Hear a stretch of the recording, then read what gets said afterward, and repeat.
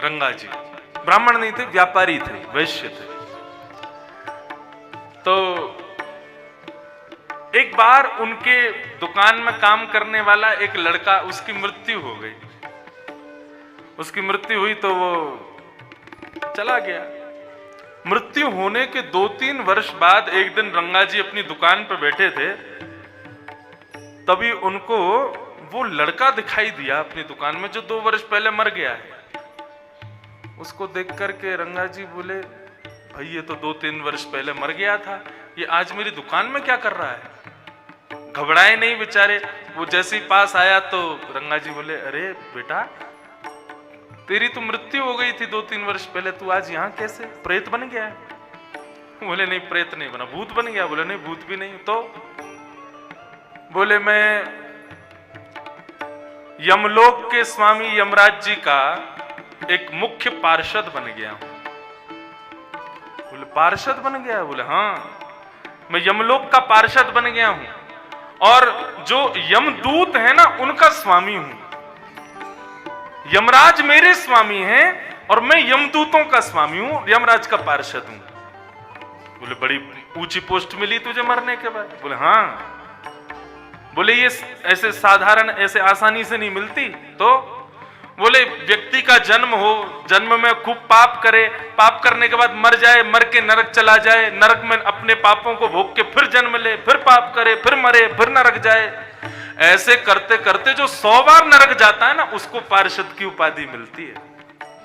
यमराज विचार करते हैं इसका बेचारे का यही काम है, घूम फिर के इसको नरक ही आना है, इतना प्रेम है इसको नरक से, तो फिर इसको भेजते ही क्यों है, इसको पार्षद बना दो।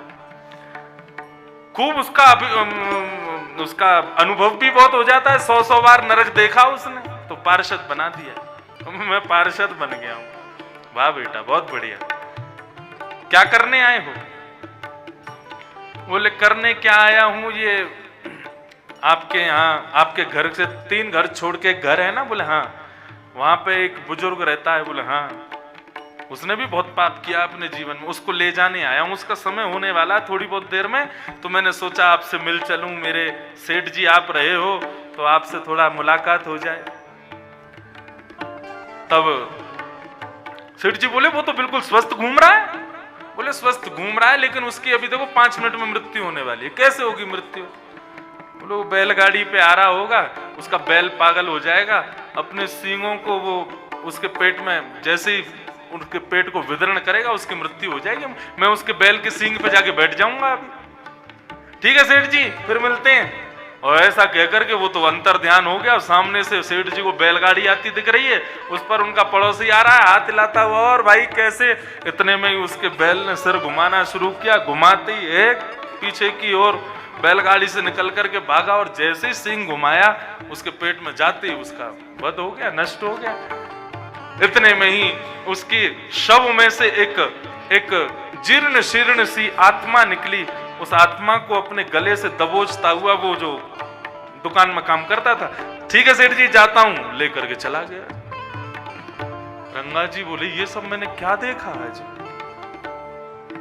बड़े चिंतित, रात भर सोए नहीं। अगले दिन जैसी दुकान पर गए, बैठे थे, इतने में ही वो फिर से आ गया। आज क्यों आए हो भाई, किसको लेने आए हो? बोले सेठ जी आज वो बगल के गांव में एक है, उसको लेने आया हूं। सेठ जी बोले अच्छा ठीक है सेठ जी, समय हो गया, लेके चलता हूं मैं। उसको लेके वो भी चला गया। जैसे बताता है ऐसे मरेगा, वैसे ही मरते सब। 3, 4, 10 बार सेठ जी के पास मिलने के लिए आया, तो सेठ जी ने एक दिन उससे पूछा, बोले भाई एक बात बता, मेरे पास क्यों आता है तू?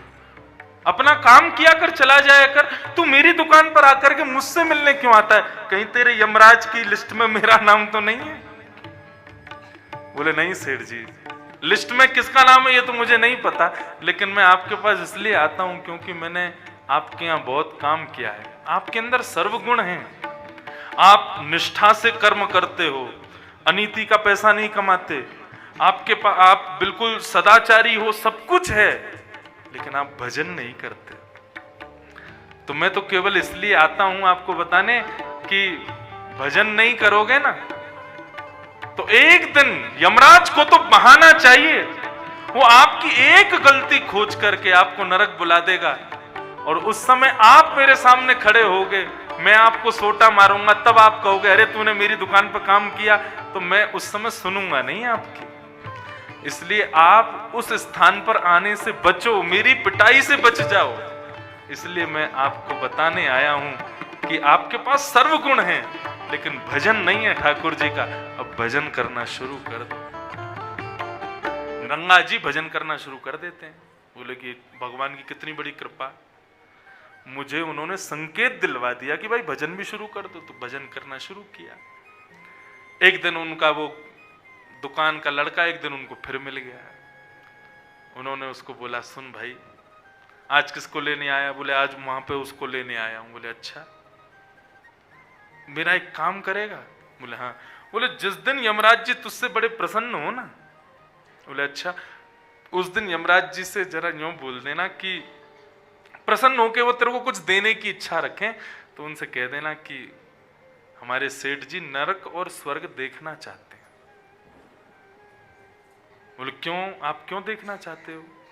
बोले मैं इसलिए देखना चाहता हूं क्योंकि अब मैंने भजन शुरू कर दिया है, सत्संग भी मैं करता हूं, लोगों को थोड़ा ज्ञान उपदेश करता हूं, एक बार नरक स्वर्ग देखाऊंगा तो मुझे थोड़ा अनुभव हो जाएगा, तो मैं और थोड़ा लोगों को समझा पाऊंगा, नरक जाने से लोग बचें ऐसी उनको फिर प्रेरणा दे पाऊंगा, अनुभवी हो जाऊंगा। तो इसलिए जिस दिन तेरे स्वामी बड़े प्रसन्न हो ना, उस दिन उनसे ये वरदान मांग लियो कि मेरे सेठ जी को नरक स्वर्ग दिखा दो। बोले ठीक है। अब एक दिन यमराज बड़े प्रसन्न हुए, प्रसन्न होकर के उससे बोले भाई हम तुझसे बड़े प्रसन्न हैं, तेरी क्रिया, तेरा काम, तेरा सब कुछ इतना बढ़िया है कि हमें बड़ी खुशी है। बता हम तुझे क्या कुछ देना चाहते हैं, तेरी पोस्ट थोड़ी और बढ़ा दें। बोले अब क्या पोस्ट दोगे? बोले अब ये पोस्ट देंगे कि तुम हमारे जो पार्षद हैं उनके भी स्वामी बन जाओ। बोले भगवान ये पोस्ट तो मैं बाद में ले लूंगा, लेकिन आज मैं कुछ मांगना चाहता हूं आपसे। बोले क्या मांगना चाहते हो? बोले अपने पूर्व जन्म में मैं जिन सेठ जी के यहाँ पे काम करता, मैं उनसे बड़ा प्रभावित था, क्योंकि वो इंसान बहुत अच्छे थे, भजन वजन नहीं करते थे। तो एक दिन मैंने उनको संकेत कर दिया, प्रभु उनकी इच्छा है, वो जीते जी एक बार नरक और स्वर्ग देखना चाहते, आप कृपा करके आज्ञा दो कि मैं उनको लेके आऊं और नरक और स्वर्ग का दर्शन कराऊं। तो यमराज जी बोले, हंसे पहले तो बहुत जोर से, हंस करके बोले अपने सेठ जी को बोल दो नहीं रहे यहां में, नरक स्वर्ग यदि देख लिया तो यहीं पागल हो जाएंगे, जाने योग्य नहीं बच पाएंगे, यहाँ की स्थिति बहुत विचित्र है। बोले अब जो भी हो, लेकिन उनकी इच्छा है, मैंने उनको वचन दिया कि मैं पूर्ण करवाऊंगा, आप कृपा करके कर दो। यमराज जी बोले ठीक है, जाओ अपने पार्षदों को लेकर के जाओ और सेठ जी को लेकर के आओ, उनको दिखाओ, नरक दिखाओ, फिर स्वर्ग दिखाना। ठीक है।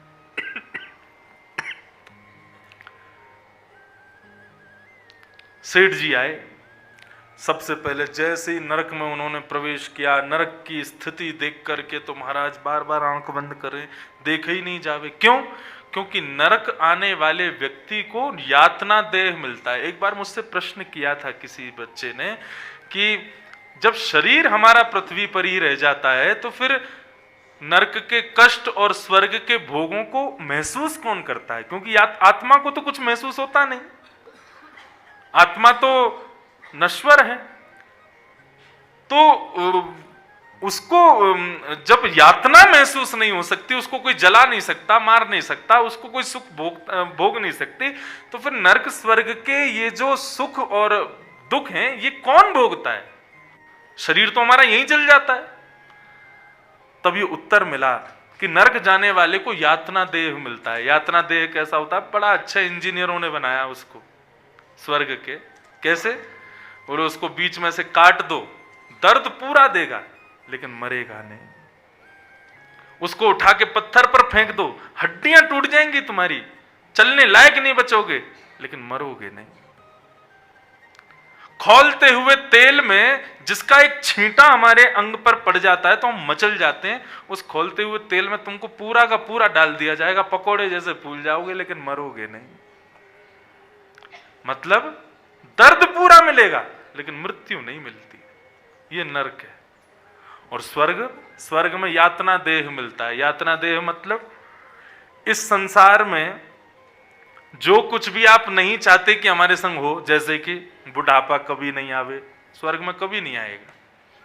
हमारी दाढ़ी बड़ी बड़ी ना हो, मैं अब तो आजकल के बच्चों को तो चाहिए कि दाढ़ी बड़ी हो, बाल बड़े हों। मतलब तुम जैसा स्वयं को देखना चाहते हो ना, वैसे तुम हो जाओगे। तुमको उसको करने के लिए कुछ और आवश्यकता नहीं। यातना देह में शरीर जो है वो ना तो वृद्ध होता है, ना उसके भीतर कोई और विकार आते हैं। ऐसा यातना देह।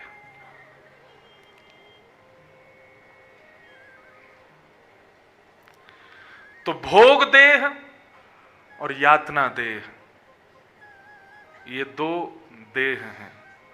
नरक में यातना देह मिलता है और स्वर्ग में भोग देह मिलता है। बहुत ध्यान से सुनो सब लोग।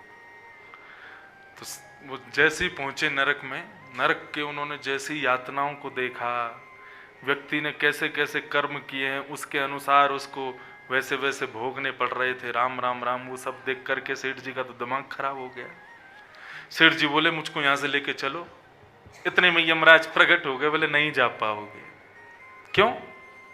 बोले क्योंकि आपका भी एक कृत्य ऐसा है जिसकी वजह से आपको नरक में आना पड़ेगा, नरक में रुकना पड़ेगा। बोले मैंने ऐसा कुछ नहीं किया, मुझे पूरे जीवन का याद है, मैंने ऐसा कुछ भी नहीं किया है। बोले किया है। बोले क्या?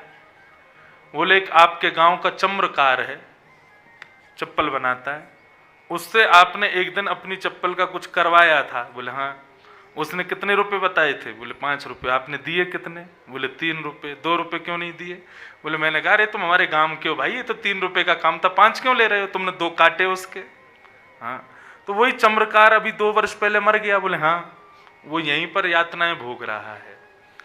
उसको जिसने यातनाएं दी उनको भी यातना भोगने आना तो पड़ेगा। आपके 2 रुपए ने उसको बेचारे को पूरी रात नहीं सोने दिया था, तो उस यातना को आपको भोगना पड़ेगा। अब तो वो इतने घबरा गए, बोले कि अब क्या करें, वो कहाँ है चम्रकार, यहीं पे हमारा कुछ लेन देन करवा दो, 2 रुपया दे दूंगा मैं उसको। भारतीय मुद्राएं नहीं चलती नरक में, क्या करें फिर? तो यमराज ने उपाय बताया। बोले कि आप एक काम करो, 2 रुपए की जितनी चमड़ी होनी चाहिए उतनी अपनी चमड़ी दे दो उसको, तो तुम्हारा वो जो दोष है वो उतर जाएगा। सेठ जी का तो सिर घूमने लगा। बोले भाई ये नरक है, मेरे से एक अपराध हुआ है जीवन में, वो भोगने भी मुझे यहां आना पड़ेगा। अभी यहां से जाते ही भजन शुरू कर दूंगा, मैं तो दिन रात भजन करूंगा, यहां ना आना पड़े बस। गए सेठ जी से, जैसे चम्रकार मिला तो रोने लगा। बोले सेठ जी आपने उस दिन बहुत बुरा किया, मेरे 2 रुपए मेरी मेहनत के काटे आपने। दो चमड़ी दो। कितनी होगी? तो महाराज 2 हाथ चमड़ी सेठ जी की नोची, दी उसको, तब जाकर के थोड़ा तो भोगना ही पड़ेगा, नरक है। सेठ जी बेहोश होने लगे। उससे बोले, पार्षद से बोले मुझे स्वर्ग ले चलो, मैं यहाँ रुक नहीं पा रहा हूं, मुझे वहां का दृश्य देखना है। जैसे ही स्वर्ग लेकर के गए तो उनका बिल्कुल नवीन स्वरूप हो गया, दाढ़ी वाड़ी सब गायब हो गई, बिल्कुल सुंदर यौवन हो गया, कटाक्ष नेत्र हो गए, ये जुल्फियां लहरा रही हैं उनकी, तो बिल्कुल जो खाने की इच्छा हो, प्यास लगे तो पानी प्रकट हो जाए, भोजन की इच्छा हो तो भोजन प्रकट हो जाए, और कभी कुछ देखने की इच्छा हो, ऐसी इच्छा हो कि मैं समुद्र किनारे बैठ जाऊं तो समुद्र दिखने लग जाए, अरे मेरी तो पहाड़ों में जाने की इच्छा है तो बर्फीले पहाड़ प्रकट हो जाएं। जो विचार करें, क्योंकि वहां पर कल्प वृक्ष है ना, जो कल्पना करोगे वो तुरंत प्रकट होता है। सेठ जी बोले कितना बढ़िया है स्वर्ग। हम पृथ्वी में जितने सुख भोगते हैं, जितने सुख देखते हैं, सब तुच्छ हैं इसके आगे।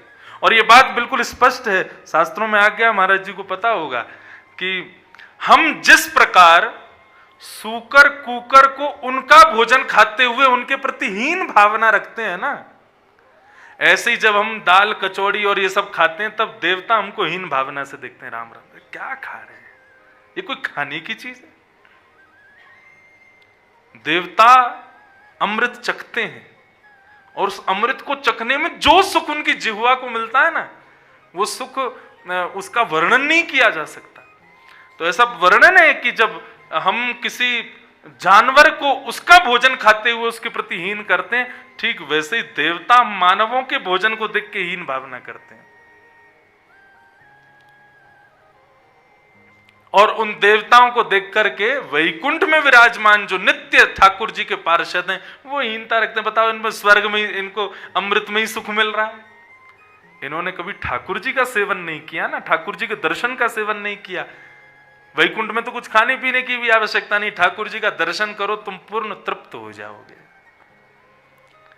ऐसा एक विषय बताया गया। तो जैसे स्वर्ग में पहुंचे, वहां के भोगों को देख करके बोले भाई जीवन में यहां आना चाहिए एक बार। गजब, जहां देख रहे हैं अप्सराएं नृत्य कर रही हैं, सुंदर सुंदर वृक्ष, सुंदर सुंदर हवा चल रही है, गर्मी का दूर दूर तक नामो निशान नहीं। बैठने की इच्छा हो तो मखमली गद्दा आ जाता है, लेटने की इच्छा हो तो बिस्तर प्रकट हो जाता है, कुछ खाने की इच्छा हो तो कितना भी खाओ पेट भरेगा ही नहीं तुम्हारा, मोटे हो गए नहीं, बुढ़े हो गए नहीं, सब इतना बढ़िया। तभी चलते चलते आगे उनका प्रवेश हुआ। पृथ्वी में पुण्य करने वाले लोग कैसे भोगते हैं स्वर्ग के सुखों को, वो देखने के लिए उनको देख रहे थे। बोले इसने क्या किया? बोले इसने आश्रम बनवाया था, तो यहाँ स्वर्ग में इसको इतना प्लॉट मिल गया, अब ये घर बना के यहाँ रहता है। अच्छा, आगे को गए, बोले ये क्या कर रहा है? बोले कि इसके सामने 56 भोग रखा है, खूब खाता है, इसका पेट नहीं भरता और ये मोटा भी नहीं होता। क्यों, इसने क्या किया? बोले संतों को बहुत भोजन कराया, ब्राह्मणों को खूब इसने दान दक्षिणा किया। अच्छा, आगे आगे चलते चले गए, तभी उन्होंने देखा एक व्यक्ति सुख भोग रहा है, अप्सराएं नृत्य कर रही हैं, सुंदर सुंदर वाद्य बज रहे हैं, सुंदर संगीत की सुर लहरियां चल रही हैं, लेकिन वो सुनते सुनते सुनते सुनते मूर्छित होकर के गिर जाता है। और मूर्छित जैसे ही होता है तो अप्सराएं आती हैं, फिर उस पर पानी का छिड़काव करती हैं, जैसे तैसे उसको होश में लाया जाता है। वो फिर से होश में आता है, होश में आकर के और फिर जो है अपनी फिर से वो क्रियाओं का दर्शन करता है, फिर से सुख भोगता है, लेकिन फिर से मूर्छित होकर गिर जाता है। सेठ जी बोले ये क्या हो रहा है? स्वर्ग में मूर्छा, मूर्छित अवस्था, ये कैसे संभव हो सकती है? तब उन्होंने बताया, बोले क्षीणे पुण्य मर्तलोकम विशंति। स्वर्ग क्या है? जितने पुण्य हैं उतना भोगोगे, लेकिन पुण्य क्षीण होते ही तुमको पृथ्वी में गिरना पड़ेगा। सेठ जी बोले तो क्या इसके पुण्य क्षीण हो रहे हैं जो ये बार बार मूर्छित हो? बोले इसके पुण्य क्षीण नहीं हो रहे, इसकी कर्मों से क्षीण नहीं हो रहे हैं। तो बोले अभी अभी इसके घर में एक व्यक्ति ने जन्म लिया है। बोले अच्छा। बोले वो बहुत बड़ा पापी है, जितने इसने पुण्य किए उतने ही वो पाप कर रहा है, वो इसका नाती है। बोले अच्छा। तो बोले वो जब जब पाप करता है तब तब इसका पुण्य खत्म हो जाता है, ये मूर्छित होकर गिर पड़ता है। बोले अब वो इतना पाप कर रहा है, इतना पाप कर रहा है कि उसका पाप का प्रभाव है कि इसके कुछ मिनटों में इसके सारे पुण्य नष्ट हो जाएंगे और ये पृथ्वी में चला जाएगा। और जैसे सेठ जी देखने लगे, देखते ही देखते वो व्यक्ति वहां अप्सराओं के मध्य से मूर्छित हुआ और मूर्छित होते ही सीधा पृथ्वी में उसका पतन हो गया। किसकी वजह से? उसके कुल में जन्म लेने वाले एक बालक के दुष्कर्मों की वजह से। सेठ जी बोले देख लिया मैंने, मैं समझ लिया, ना तो स्वर्ग उचित है ना नरक उचित है। नरक तो है ही नहीं, लेकिन स्वर्ग भी उचित नहीं है। क्यों? क्योंकि पुण्य करके तुम चले तो जाओगे स्वर्ग, लेकिन आगे के वंश वालों की क्या गारंटी है कि वो भी तुम्हारी तरह होंगे? यदि उन्होंने पाप किया उससे तुम्हारा पुण्य क्षीण हो जाएगा। इसीलिए तो मैंने पहले दिन कहा था कि पुण्य का क्या करना है, यहीं से शुरू होता है भागवत धर्म। कायेन वाचा मनसेन्द्रियैर्वा बुद्ध्यात्मनाभानुसृत स्वभावात् करोमि यत् यत् सकलम परस्मै नारायणायेति समर्पये तत्। पुण्य कमा के बच्चों के लिए, परिवार के लिए छोड़ के मत जाओ, और पुण्य कमा करके ठाकुर जी को अर्पित कर जाओ। क्यों? बोले क्योंकि यदि परिवार को दिया, बच्चों को दिया, पूत कपूत तो क्यों धन संचय, पूत सपूत तो क्यों धन संचय। पूत यदि कपूत है तो उसके लिए धन सिंचन क्यों करना, बर्बाद कर देगा एक दिन। और पुत्र यदि सुपुत्र है तो भी क्यों सिंचन करना, अपनी सुपुत्रता से ही कमा लेगा, अपने सुंदर भाव से वो कर लेगा उसको जो करना है। तुमने जो पुण्य किया ठाकुर जी को देके जाओ, उससे क्या होगा, स्वर्ग भी नहीं मिलेगा, नरक की तो बात ही नहीं है, सीधा वैकुंठ प्राप्त होगा, जहां से कभी गिरना नहीं पड़ता, जहां से कभी पतन नहीं होता।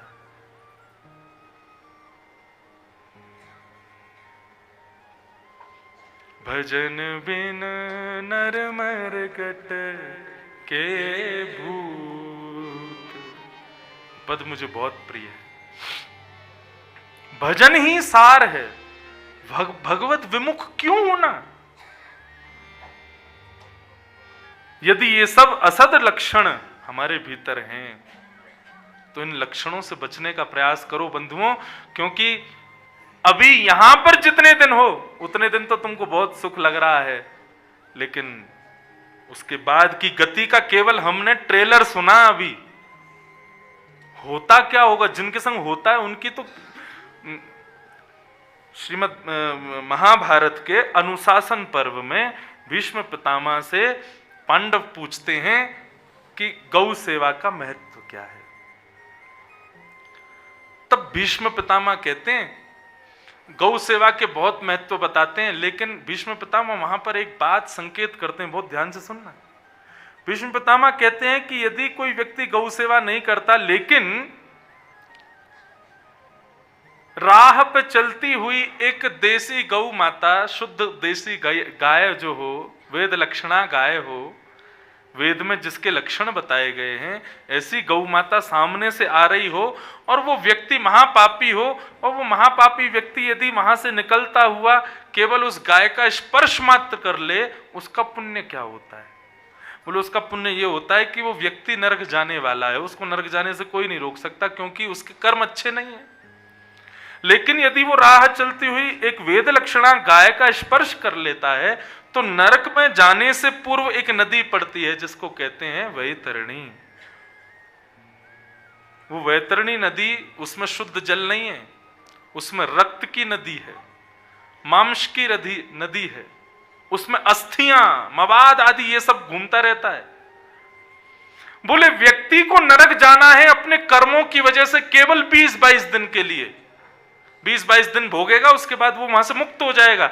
लेकिन वैतरणी नदी जो है वो उसको पार करनी पड़ती है, जिसमें हजारों वर्ष लग जाते हैं, वो नरक ही नहीं पहुंच पाता, 1000 वर्ष तक डूबता रहता है उस वैतरणी नदी में। 1000 वर्ष बाद जब जैसे तैसे वो पहुंचता है पल्ली पार, तो उसको उठाते ही उसको उसके किए हुए कर्मों का उसको भोगना पड़ता है। बोले जो 22 दिन में नरक भोग के चले जाना है, वो 1000 वर्ष से ज्यादा तक केवल वैतरणी नदी में पड़े रह जाते हैं। तो जो गलती से गौ का स्पर्श मात्र कर लेते हैं तो क्या होता है, बोले जब नरक जाते हैं तो वैतरणी के किनारे वही गाय आकर के अपनी पूंछ उसको पकड़ा देती है और वैतरणी नदी को चंद सेकंडों में पार करके उसको नरक में छोड़ देती है, ताकि उसको 1000 वर्षों तक जो नदी में भटकना है वो भटकाव उसका ना हो। ये प्रभाव बताया गौ सेवा का। तो नरक जाना तो बहुत ही कठिन है, उससे पहले वैतरणी पार कर लो। और वैतरणी पार क्या, उससे पहले जब यमदूत पृथ्वी से मानव को नरक के लिए लेके जाते हैं, उसका मैंने जब सुना, कपिल देवभूति संवाद में भगवान कपिल बताते हैं, सुन करके रोए खड़े हो जाएंगे। बोले जब मानव को नरक ले जाने के लिए आते हैं यमदूत, उसको यातना देह पकड़ा दे करके उसके गले में फंदा बांधते हैं और कितने हजार कितने लाख किलोमीटर प्रति घंटा की रफ्तार से वे चलते हैं और उस मानव को घसीटते हुए लेकर के जाते हैं नरक तक। मतलब बोले बीच रास्ते में मानव की इच्छा हो जाती है कि मैं मर जाऊं, मैं कैसे भी करके मेरे प्राण निकल जाएं। रास्ता इतना दुर्गम है तो नरक की तो सोच करके आप क्या विचार करो, क्यों जाना है ऐसे नरक में। और जिस नरक से साधारण सा, सरल सा, अति पवित्र, अति सरल भगवत नाम बचा सकता है, लोग फिर भी उस नाम को नहीं गाते। किमाश्चर्यमतः परम, यक्ष ने प्रश्न किया युधिष्ठिर जी से। अच्छा एक बात आपको बताऊं, मैंने वैसे तो अफवाह के रूप में सुना है, लेकिन हो सकता है शायद सत्य हो। बाकी यहाँ बद्रिकाश्रम में बैठे सब संतजन विराज रहे हैं, ये यक्ष की भूमि है, यक्षों की। और यहाँ के स्वामी हैं, भगवान बद्रीनाथ के बगल में बैठे रहते हैं ना, मुखमंडल दिखता है उनका, कुबेर, वो यक्ष राज हैं। और ये यक्ष की नगरी है, यहाँ पर आगे ही अलकापुरी है, वहीं से अलकनंदा जी आ रहे हैं। तो ये यक्षों की भूमि है, ऐसा मैंने सुना है। अब सत्य है कि नहीं पता नहीं। अगर कोई व्यक्ति यहाँ पहाड़ों पर विचरण करे, अकेला विचरण करे, और ज्यादा सुगंधी लगा करके विचरण करे या ज्यादा चमकीले वस्त्र पहन करके विचरण करे, तो यक्ष उसको पकड़ लेते हैं, यक्षिणियां पकड़ लेती हैं, यक्ष यक्षिणियां उसको पकड़ लेती हैं। मैं अभी 1 महीना पहले आया था बद्रीनाथ, तो अपने बाल योगेश्वर दास जी महाराज वो थे संग में, तो हम लोग माना से ऊपर, मैं गया हूँ पूरा, यहाँ पे आगे तक गए हैं, चरण पहाड़ी से भी आगे तक खूब गए हैं, वहाँ पे माना से भी आगे वसुधारा उसका दर्शन करने गए, उससे भी आगे रास्ता जाते हैं लोग। तो वो मेरे को, उन्होंने मुझे बताया, बोले महाराज यहाँ ज्यादा इत्र लगा के, ज्यादा परफ्यूम लगा के, ज्यादा चमकीले वस्त्र पहन करके पहाड़ों पे नहीं जाना चाहिए अकेले। मैंने कहा क्यों? बोले यक्ष यक्षिणियां पकड़ लेती। हमारे संग एक पंडित जी थे, तो वो बोले कल मैं अकेला जाऊंगा, देखें तो सही कैसी होती है देखें तो सही कैसे होते हैं। तो जब महाभारत में वर्णन आता है कि 5 पांडवों में से 4 जल पीने गए, मूर्छित हो गए, युधिष्ठिर उनके पास गए तो यक्ष प्रकट हो गए, यक्षराज ने प्रश्न किए। आश्चर्य क्या है? उन प्रश्नों का उत्तर दोगे तो मैं इन 4 को जीवित कर दूंगा। तो शायद ऐसा ही होता होगा कि यक्ष पकड़ लेते होंगे और पकड़ करके बोलते होंगे चलो हमारी अलकापुरी में। क्यों? बोले वहां पे दास दासियों की नौकरी करवाएंगे तुमसे, और आप कहोगे कि हमें छोड़ दो, नहीं हमें वापस घर जाना है। तो फिर वो प्रश्न करेंगे, उन प्रश्नों का यदि तुमने वेदोक्त उत्तर नहीं दिया, ले जाएंगे पकड़ करके। और कहते हैं लोग मार देते, मारेंगे काहे को? यक्ष नगरी बहुत बड़ी है, वहां जाके काम वाम कुछ करवाएंगे, लो झाड़ू पोंछा करो, बर्तन करो।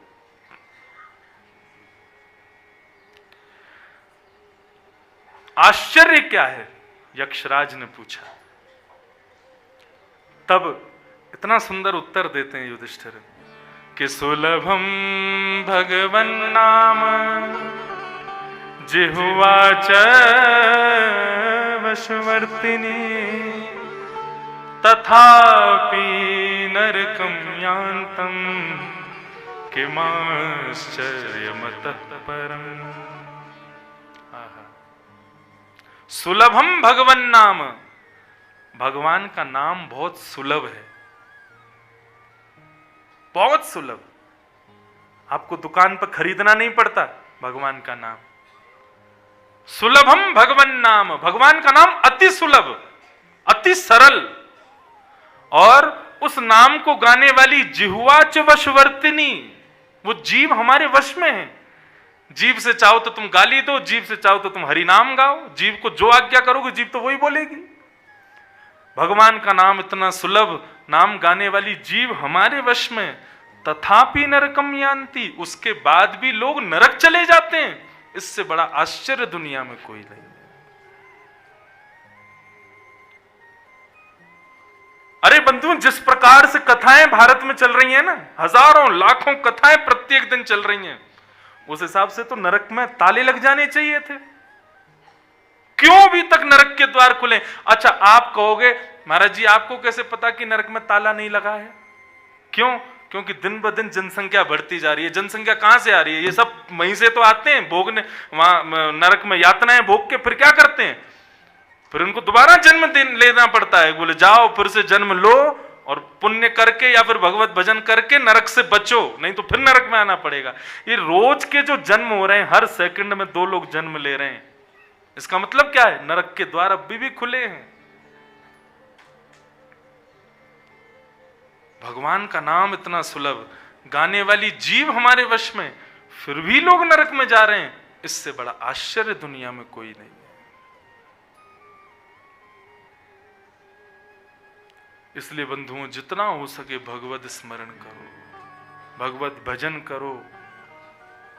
इन अवगुणों को सुनकर के इन अवगुणों से बचने का प्रयास करो। हरिप्रिय बनो। वो क्रियाएं सदैव जीवन में करो जो हरि प्रिय हों, ठाकुर जी को प्रिय हों। अप्रिय ये जितने भी लक्षण अभी बताए गए, इनको करने का प्रयास मत करो।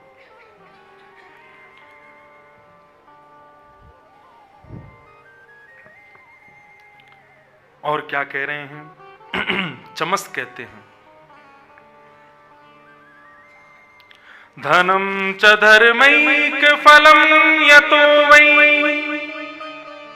ज्ञानम सविज्ञान मनु प्रशांति ग्रहेषु यज्जन्ति कलेवरस्य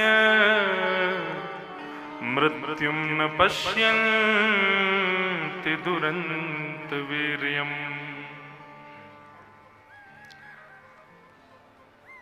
धन कमाने का फल क्या है?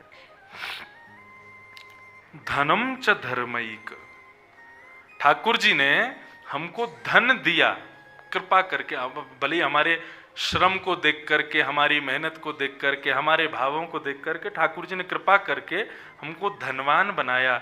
लेकिन धनवान बनने का फल क्या है? हम धनवान क्यों बने हैं?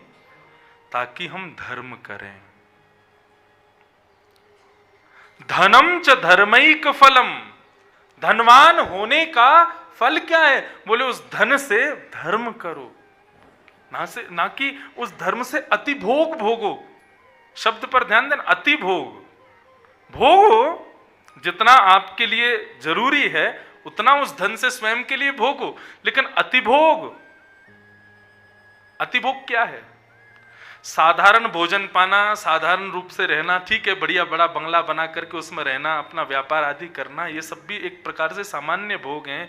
अति भोग क्या है? व्यसनों को जीवन में लाना, ये अति भोग है। हम किसी व्यसन के आदी हो गए। जरूरी नहीं है हमारे शरीर को कि व्यसन लगे, लेकिन हम फिर भी उस व्यसन में पड़े हैं, ये अति भोग है।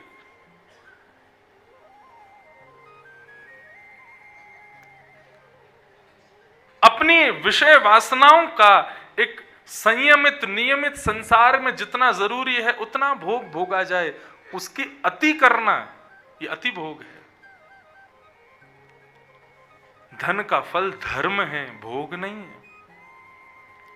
श्रीमद् भागवत में भिक्षुक गीत है, और उस भिक्षुक गीत का जो प्रयोजन बताया गया वो यही बताया गया कि जो व्यक्ति धन का अतिभोग करता है या धन का धर्म के प्रति उसको प्रयोग में नहीं लेता, ऐसे व्यक्ति के पंचदेव रुष्ट हो जाते हैं।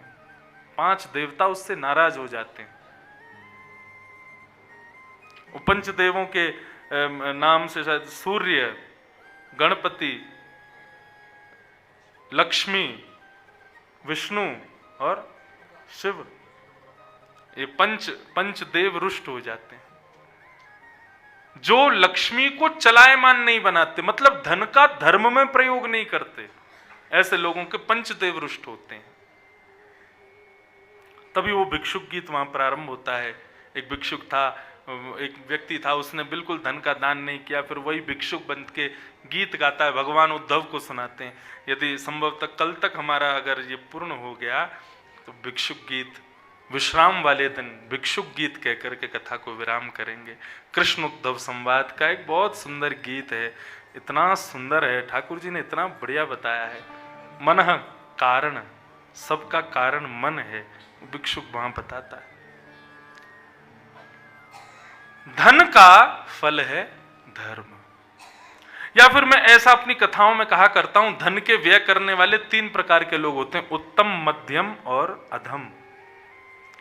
उत्तम व्यक्ति जो होता है वो धन को अपनी पुत्री मानता है। मध्यम व्यक्ति धन को अपनी मां मानता है और अधम व्यक्ति धन को अपनी पत्नी मानता है।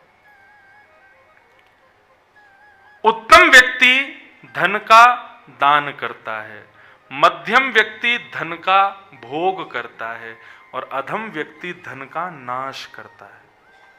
ये छोटे छोटे सूत्र हैं बंधुओं, लेकिन जीवन के बड़े उपयोगी सूत्र हैं ये। प्रथम व्यक्ति धन को पुत्री मानता है, मतलब पुत्री बड़ी हो जाए तो उस पुत्री का ब्याह कर दो, मतलब धन जब बढ़ जाए तो फिर उसका विवाह कर दो। और लक्ष्मी का ब्याह किससे होता है? नारायण से। मतलब धन जब वर्धन हो जाए, धन जब वृद्धि हो जाए, तो उस धन का प्रयास करो कि उस धन से कोई धर्म कार्य करवाओ, यज्ञ करो, ब्राह्मण भोजन करो, संत भोज करो, कथा करवाओ। ये क्या है? धन रूपी लक्ष्मी का नारायण से ब्याह। मध्यम व्यक्ति धन को अपनी मां समझता है और पुत्र जो होता है वो मां को सदैव अपने पास रखना चाहता है।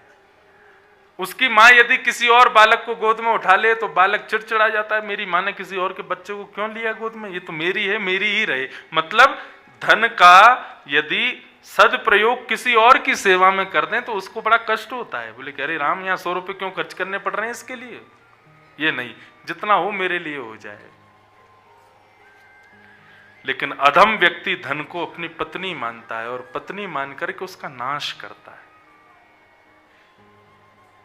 जैसे रावण, उसने पत्नी बनाने का प्रयास किया, आज तक जलता है बेचारा दशहरा मैदान में। क्यों? केवल उसका इतना सा अपराध था कि उसने लक्ष्मी को अपनी पत्नी बनाने का प्रयास किया। लक्ष्मी को या तो मां मानो या फिर उत्तम है पुत्री मानो, क्योंकि धनम च धर्मैक फलम, धन का फल धर्म है। एक विनोद की कथा पूज्य पिताजी अपनी कथाओं में सुनाया करते हैं। एक सेठ जी थे, बड़े लोभी, 1 रुपया खर्च नहीं करते थे। जब कभी भी त्योहार आते थे तो अपनी पत्नी बच्चों को मायके भेज देते थे उनके, ताकि खर्चा ससुर जी का हो, मुझे ना करना पड़ जाए। और तो और जब बच्चों की छुट्टियां होती तो भी बच्चों को ही पता था कि अब क्या आ रही है, दीपावली आ रही है, तो पिताजी नाना जी के यहाँ जाना होगा। बोले हाँ बेटा, और तो वहीं तो जाना है, खर्चा उन्हीं का ही होगा, पटाखे वटाखे हम तो लाएंगे नहीं। होली आ रही है, पिताजी नाना जी के यहाँ जाना। बोले हाँ बेटा, वहीं जाओ। ऐसी स्थिति उनकी, इतने लोभी। उनका एक मुनीम था, पैसे की कोई कमी नहीं, लेकिन खर्चा 1 रुपया नहीं करते थे। उनका एक मुनीम था जो उनका पूरा लेखा जोखा रखता था और महीने में कितना खर्चा हुआ वो बताता था। वो बोल देता था कि इस महीने में 1500 रुपये खर्च हो गए। तो फिर मुनीम का सेठ जी कहते थे कि मैं तेरी तनख्वाह तुझे तब दूंगा जब तू अगले महीने में 1400 पे लेके आए, 100 रुपये और कम कर खर्चे में। इतने लोभी, 1 रुपया खर्च नहीं, धर्म के नाम पे तो बिल्कुल करते ही नहीं थे। एक दिन शरद पूर्णिमा थी, बच्चे सब नाना के यहाँ गए हुए थे। तो मुनीम जी सेठ जी से बोले, सेठ जी आज घर में हम और आप हैं, रोज घिया तोरई बनती है, छिलका वाली दाल बनती है, खा खा के थोड़ा मन भर गया है, आपकी आज्ञा हो तो आज कुछ बढ़िया बना लें। और पिछले महीने के हिसाब से खर्चा भी आपका 1200 पे आ गया है, 300 रुपया फायदे में चल रहे हो आप, कुछ बढ़िया बना लेते हैं। और क्या बनाओगे? बोले खीर बनाते हैं आज। बोले ठीक है, बनाओ, तैयारी करो। अब तुम्हारा आज खीर बनाई गई, खीर में बढ़िया चावल डाले, बढ़िया दूध मंगा करके बढ़िया डाला, केसर वो युक्त करके बहुत सुंदर खीर बनाई। सेठ जी को ये था कि वाह इतनी प्यारी खीर बनी है, कैसे भी करके ऐसा कुछ प्रयोजन बने कि ये इसको नहीं मिले खाने को, पैसा मेरा, मेहनत मेरी, तो फिर ये क्यों खाए, मुझे ही मिलनी चाहिए पूरी। सेठ जी बोले मुनीम जी काम करते हैं। बोले कि आज शरद पूर्णिमा है, ऐसा सुना है चंद्रमा से अमृत टपकता है। शरद पूर्णिमा को? बोले हाँ जी, टपकता तो है। बोले एक छींके पर इस मटके को टांग दो, उसमें खीर रख दो, और रात्रि में ऊपर से चंद्रमा की प्रकाश में शायद हो सकता है अमृत की बूंद आ जाए, खीर हमारी और बढ़िया हो जाए, और फिर सुबह उठ करके इस खीर को खाएंगे, लेकिन शर्त एक है। बोले क्या? रात में दोनों सपना देखेंगे, जिसका सपना सबसे अच्छा हुआ खीर उसकी। मुनीम जी बोले सेठ जी आप ही खा लो। मैं क्या, मुझे सपने अपने नहीं आते। वो नहीं नहीं नहीं, बिल्कुल नियम तो नियम है, उसी हिसाब से खाएंगे। सपना देखना पड़ेगा रात में अच्छा वाला, जिसका अच्छा सपना होगा वो सवेरे खीर खाएगा। मुनीम जी बोले प्रभु क्यों जिद कर रहे हो, मैं कुछ और देख लूंगा, मैं तो, मुझे जरूरत भी नहीं, आप खा लो पूरी। बोले देखो मैं ना बहुत नियम का पक्का हूं, हिसाब से दूंगा तुमको, तुम्हारा सपना अच्छा हुआ तुमको मिलेगी, लेकिन मेरी हुई तो मेरे को मिलेगी। मुनीम जी बोले ठीक है, तो फिर रात में यही होने दो। रात में सेठ जी सो गए, मुनीम भी अपने कमरे में चला गया। मुनीम ने रात में सोचा, बोले खीर तो मिलनी नहीं है सवेरे, क्योंकि सेठ जी इतना ऊंचा सपना देख के आएंगे जो मेरी सोच से भी परे हो, खीर तो मिलनी नहीं है, तो क्या करें? तो बोले अब जो होगा सो सवेरे देखेंगे, खीर खा जाओ रात में। और मुनीम उठ करके गया, छींके से खीर उतारी, पूरी खीर खा गया, और खीर खा करके बिल्कुल चाट करके एक बूंद नहीं छोड़ी, उसको बर्तन को धो धा के बिल्कुल एक दाना उसमें ना रह जाए, और यथावत जहां टंगा था वहीं रख करके मुनीम सो गया। अब सुबह जो होगा सो देखा जाएगा। प्रातःकाल सुबह हुई, स्नान करके दोनों बैठ गए। छींके पे अभी खीर टंगी है ऊपर। मुनीम जी बोले, सेठ जी बोले आओ मुनीम जी बताओ, सपना देखा रात में? बोले अरे सेठ जी मैं क्या बताऊं, मैं तो बहुत बुरा सपना देखा। बोले मेरा बहुत अच्छा था। बोले आपने क्या देखा? बोले रात्रि में इंद्र आया था, स्वर्ग का स्वामी, देवताओं के साथ। बोले अच्छा। मेरे से बोला कि मैं तुम्हारे संपूर्ण जीवन के नियमों से बड़ा प्रसन्न हूं, तुम बड़े कट्टरवाद हो अपने नियमों के प्रति, धन की बड़ी रक्षा करते हो, सबसे इंद्र बड़े प्रसन्न हो गए। बोले अच्छा। बोले फिर क्या? इंद्र ने एक मखमली वो आया था विमान, उसको स्पर्श करने पर भी ऐसा अनुभव हो रहा था मानो कितना कितना कितना सुखद स्पर्श है इसका। उसमें बैठा करके अप्सराएं चमर डोरा रही थीं, और इंद्र आदि सब देवता जो है मृदंग आदि बजा करके मेरा मुखोल्लास कर रहे थे। बोले अच्छा। बोले फिर मैं गया, स्वर्ग में गया, स्वर्ग में मेरी पुष्पों से स्वागत किया गया, अप्सराएं नृत्य कर रही थी, सुंदर सुंदर वाद्य बजाए जा रहे थे, ऐसी सुंदर पवन वहां बह रही थी। फिर क्या हुआ? बोले फिर इंद्र ने मुझको अपनी गोद में बिठाया और स्वर्ग का एक दिन का मुझे राजा बना दिया। बोले फिर क्या? मैं राजशाही जीवन जी रहा था, स्वर्ग का राजपाट सब देख रहा था, इतने में ही दिन हो गया और मेरी नींद खुल गई। मुनीम जी बोले महाराज इससे बड़ा सपना कोई हो सकता है? आपका बहुत सुंदर सपना है। सेठ जी बोले मुनीम तुम सुनाओ, तुमने क्या देखा? बोले मेरा सपना बहुत बुरा था भगवान, पूछो ही मत।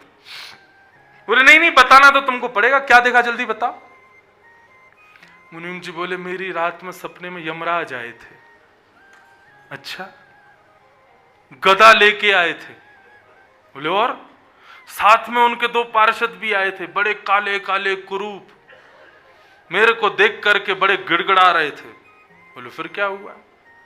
बोले फिर क्या? यमराज ने मेरे पास आकर के बोला उठो, मैं उठ करके बैठ गया। बोले कमरे से बाहर आओ, मैं कमरे से बाहर आ गया। कमरे से बाहर ला करके मुझसे बोले छींके से पात्र उतारो। मैंने कहा नहीं नहीं, इसमें खीर है, रात में अमृत उसमें बोलेगा। तो उनके पार्षदों ने पकड़ लिया, बोले कि तुझे अभी नरक में ढकेल देंगे हम, उतार इसको नीचे। बोले मैंने उसको नीचे उतार लिया। बोले फिर यमराज गदा दिखाने लगा, बोले इसको खा। सेठ जी बोले फिर? बोले मैंने बहुत मना किया कि नहीं मैं नहीं खा सकता, अभी इसमें अमृत की बूंद गिरने वाली है, सुबह सेठ जी का सपना सुनेंगे फिर उसके बाद खाएंगे। यमराज ने मुझ में 2 गदा मारी, बोले खा नहीं तो तुझे जान से मार दूंगा। मैंने वो खीर खाई। बोले फिर क्या हुआ? बोले बची हुई चाट जा। मैं चाट गया। फिर क्या हुआ? बोले फिर और गदा दिखाई, बोले इसको धो दे। बोले मैंने धो दी, मांज दी। फिर क्या हुआ? बोले इसको अब टांग दे छीके पे। मैंने टांग दी वहीं पे। बोले फिर क्या हुआ? बोले जाके सो जा, उठना नहीं सुबह तक। मैं जाकर के सो गया। सेठ जी बोले सच में ये हुआ था? बोले हाँ यही हुआ था।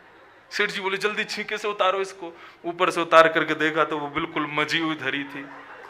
बोले सच में हुआ था ऐसा? बोले हाँ। तुमने मुझे क्यों नहीं उठाया? बोले आप तो स्वर्ग में बैठे थे भगवान, आप स्वर्ग का राज भोग रहे थे, मैं कैसे उठाता आपको?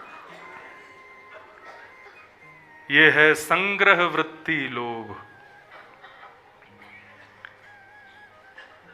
लोभ पाप को जन्म देता है।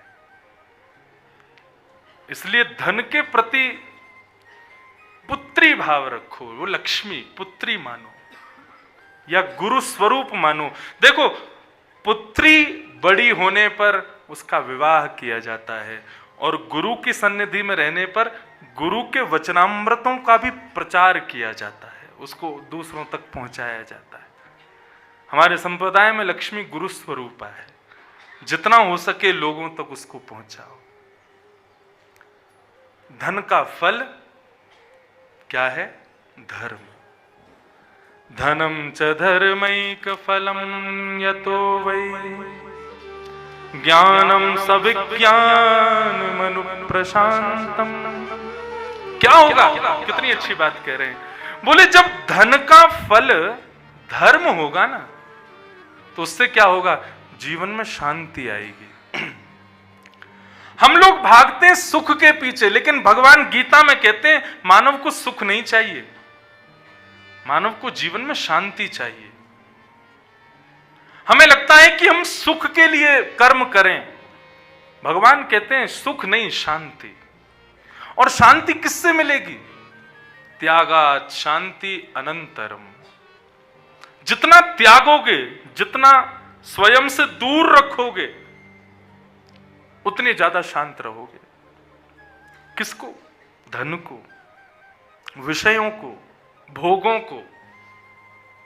जितना संग रखोगे उतने अशांत रहोगे।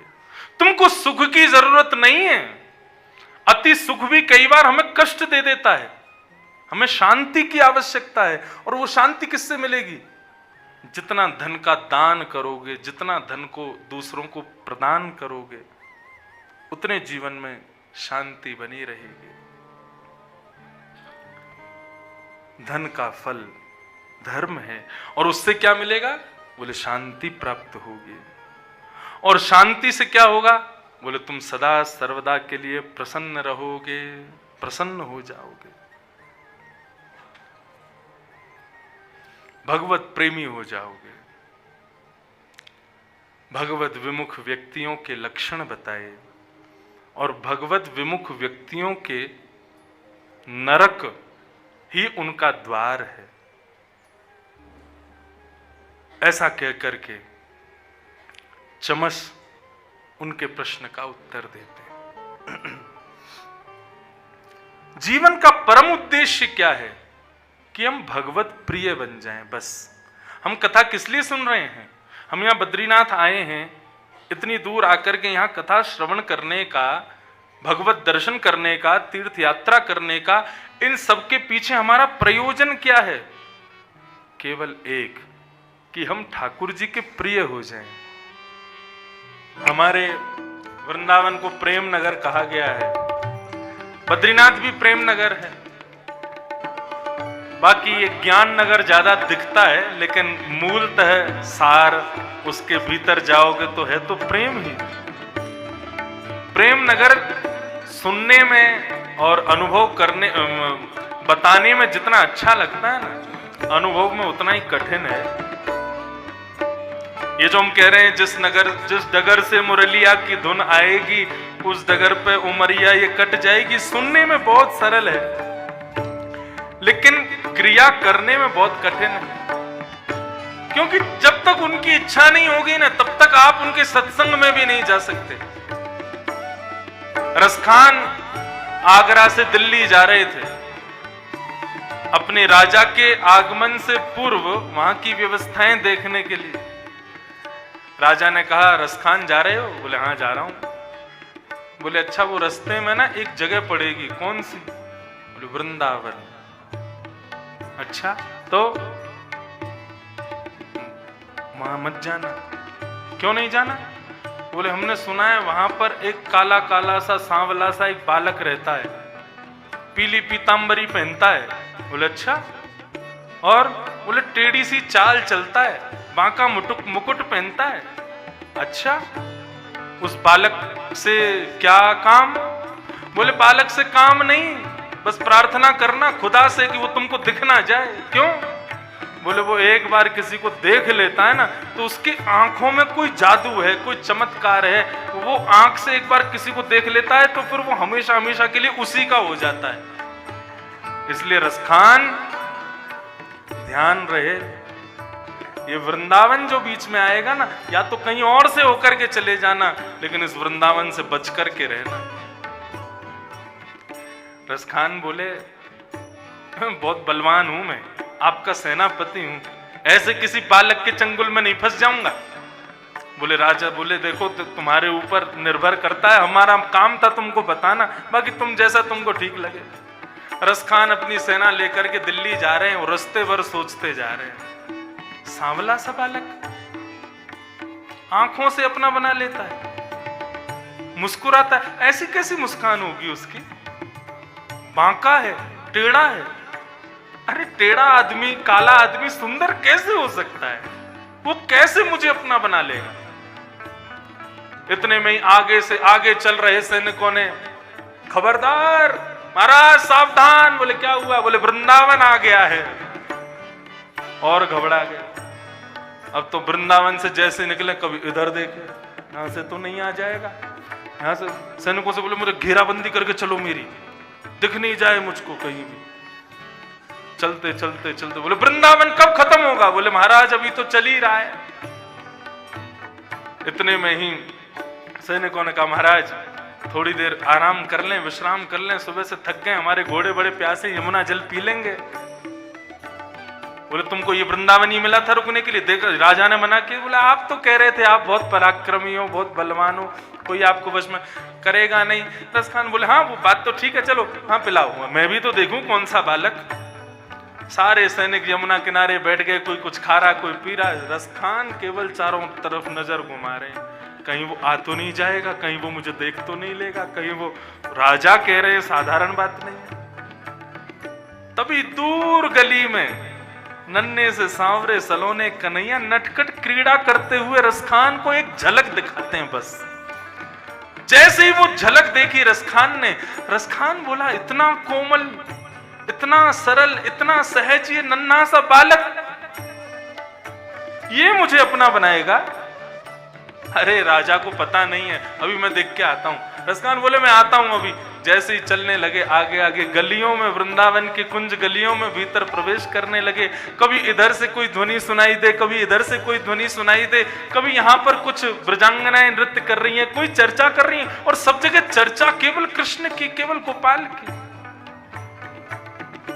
घूमते घूमते घूमते घूमते रसखान जैसे ही एक कुंज निकुंज में प्रवेश किए, वहां निकुंज में सामने त्रिभंग ललित श्री राधारमन लाल जी अपनी तिरछी भ्रगुटी करते हुए कोमल उंगलियों से वेणु का नाद कर रहे थे। जैसे ही रसखान सामने आकर के खड़ा हुआ, ठाकुर जी ने मुरली अधर से हटा करके दोनों कमर पर हाथ रख करके केवल रसखान को देख के मुस्कुरा गए। जैसे ही श्याम सुंदर मुस्कुराए हैं, रसखान वहीं मूर्छित होकर के गिर गया। जब होश में आया तो देखा सारे सैनिक ऊपर खड़े पानी का छिड़काव कर रहे हैं। महाराज क्या हुआ? रसखान बोले वो कहां है? बोले कौन? बोले वो छोटा सा बालक, सांवला सा, ऐसे तिरछे नेत्र थे, सुंदर मुस्कान थी, कहां है वो? बोले यहां तो कोई बालक नहीं है। अरे तुम हटो, तुमको नहीं पता, अब तो वृंदावन में घूम रहे हैं, खोज रहे हैं। अरे कहीं श्याम सुंदर को दिखा दो, कोई कृष्ण को दिखा दो, अरे उस कोई गोपाल को दिखा दो। भ्रमण करते करते सामने से एक बाबा आ रहे थे, तुलसियों की माला पहनी थी। बाबा तुमने कन्हैया देखो? बोले ऐसे ना मिले कन्हैया। वो कैसे मिलेगो? बोले तुलसी कंठी माला पहन करके रहो, भजन करो, नामनिष्ठ रहो, यमुना जल पान करो, ब्रजरज में लोट लगाओ, ब्रजवासियों को प्रणाम करो, तब कन्हैया मिलता है। और सारे नियम लिख लिए रसखान ने, सब करने लगे। लोग तो एक दो गले में कंठी माला पहनते थे, रसखान तो पूरे तुलसी पहन करके हाथों पे, बाजूबंद पे, यहाँ पर सब जगह पहनते। रसखान से किसी ने पूछा, इतनी तुलसी, एक तुलसी कल्याण कर देगी? रसखान बोले, तुम लोगों का कर देगी, मैं तो एक म्लेच्छ कुल में जन्मा हूं ना, इसलिए पूरे अंग पर तुलसी पहन करके रह रहा हूं, ताकि कैसे भी सही वो श्याम सुंदर मुझे मिल जाए। ऐसी रसखान की स्थिति, ये प्रेम नगर की स्थिति है, ये वो उस स्थान की स्थिति है जहां से वेणु की ध्वनि आती है और तुम वहां रहने का मन बना लेते हो। साधारण नहीं है। तो भगवत विमुखों के लक्षण बताए गए और भगवत विमुखों की गति बताई गई। गति ऐसे लोगों की नरक ही है और भगवत विमुखियों के लिए ही नरक के द्वार है। मैंने शायद कल परसों की कथा में बताया था कि हमारे, अगर हम वेदोक्त कर्म करते हैं तो वेदोक्त कर्म ही हमारे द्वारा किए गए पूर्व असत कर्मों को नष्ट कर देते हैं। हमको उसके लिए अलग से कोई प्रायश्चित या कुछ और नियम करने की आवश्यकता नहीं है। आप वेदोक्त कर्म करने लग जाओ, ठाकुर जी की शरणागति लेकर के भक्ति भाव से ठाकुर जी का प्रेम प्रकट करने लग जाओ, आपके पूर्व जो भी कृत्य होंगे वो सब वो भक्ति भाव से ही नष्ट हो जाएंगे। उसी में ही इतनी सामर्थ्य है कि वो सबको नष्ट करने के लिए योग्य है। राजा निमि ने प्रश्न किया और चमश योगेश्वर ने इनका ये उत्तर दिया। राजा ने अगला प्रश्न किया है, कस्मिन् काले स भगवान किं वर्ण कीदृशो नृभिः नाम्ना वा केन विधिना पूज्यते तदिह उच्यताम्। ठाकुर जी कौन कौन से काल में किस किस रूप में किस किस वर्ण के होते हैं, कृपा करके हमें बतलाओ। भगवान के अलग अलग वर्ण हैं। सदा सर्वदा ठाकुर जी केवल श्याम वर्ण के रहते हैं ऐसा नहीं। ठाकुर जी कृते शुक्लश्चतुर्बाहु जटिलो वकलांबर। ठाकुर जी कभी श्वेत वर्ण के बनकर के आते हैं, हंस अवतार ठाकुर जी का। ऐसे ठाकुर जी कभी अन्य अन्य वर्णों में ठाकुर जी का अवतरण होता है। कभी ठाकुर जी रक्त वर्ण लाल बनकर के आते हैं, कभी ठाकुर जी श्याम बनकर के आते हैं, कभी ठाकुर जी का रंग पीत वर्ण का होता है। इस प्रकार ठाकुर जी के समस्त वर्ण कैसे कैसे होते हैं और कौन कौन से युग में ठाकुर जी किस किस प्रकार की सेवाएं स्वीकार करते हैं, वो सब बताइए। ठाकुर जी की राजोपचार सेवा के बारे में यहां पर अब करभाजन नाम के योगेश्वर उत्तर दे रहे हैं। तब यहां पर जब कृष्ण वर्ण का भाव आता है, भगवान कृष्ण के बारे में जब बताते हैं, तो करभाजन कहते हैं कि ठाकुर जी की षोडशोपचार राजोपचार सेवाएं तो होती हैं, लेकिन ठाकुर जी का जो एक कृष्ण वर्ण वाला जो अवतार है ना, बोले इनकी कौन सी सेवा होती है? बोले इनकी महाराजोपचार सेवा होती है। षोडशोपचार नहीं, राजोपचार नहीं, महाराजोपचार। बोले कैसे होती है? बोले 56 भोग लगाते हैं ठाकुर जी, गोवर्धन रूप धारण करते हैं और उस भाव से ठाकुर जी की वो सेवा होती है। और आज लाल जी का वही 56 भोग है। तो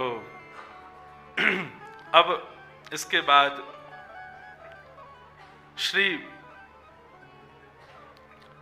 ये अंतिम प्रश्न है राजा निमि का। इस विषय के भाव को हम लोग कल श्रवण करेंगे। आज ठाकुर जी का 56 भोग यहाँ होना है और वही महाराजोपचार का भाव जो करभाजन है, जो करभाजन योगेश्वर हैं, वो वर्णन कर रहे हैं। तो महाराजोपचार पर ही ठाकुर जी की सुंदर सेवा का दर्शन करेंगे। और कल फिर हम लोग ठाकुर जी के कौन कौन से वर्ण होते हैं, ठाकुर जी किस किस वर्ण में किस रूप में आके कौन सी सेवा, षोडशोपचार कौन लेते हैं, राजोपचार कौन लेते हैं, महाराजोपचार तो भी आप देखने ही वाले हो, उन सबों का भाव कहते हुए कल इस नवयोगेश्वर संवाद का एक रिवीजन करेंगे। 9 योगेश्वरों से हमने क्या क्या सीखा उसकी मैंने तो लिस्ट बना ली है, आपको होमवर्क दिया था, आप में से किसी ने किया हो तो मुझे कल दे देना, जो 9 योगेश्वरों के भाव आपको समझ आए हो। 8 हो के ही बता देना, 9वां तो कल होगा। और फिर कल हम लोग उद्धव कृष्ण संवाद प्रारंभ